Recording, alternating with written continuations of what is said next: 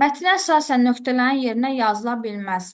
Hadisələrin baş verdiyi dövrdə iri sahibkarların fəaliyyəti dövlət tərəfindən məhdudlaşdırılırdı. Cavabımız elə bu variant olacaq. Çünki biz bu fikrin əksini görürük.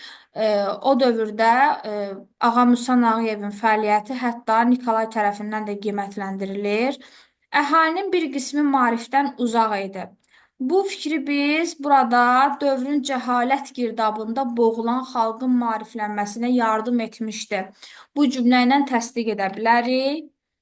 Neft sənayesi inkişaf edirdi. Bəli, doğrudur. Çünki mətnin bir neçə hissəsində biz bunun şahidi oluruq. Misal üçün ikinci abzasda elə görünür ki, Musa Nağıyev də əgər neft sahəsinə sərmayə qoyulmuşsa və yaxşı gəlir əldə edə bilirmişsə, biz deyə bilərik ki, neft sənayesi inkişaf edirdi və ona xüsusi diqqət yetirilirdi.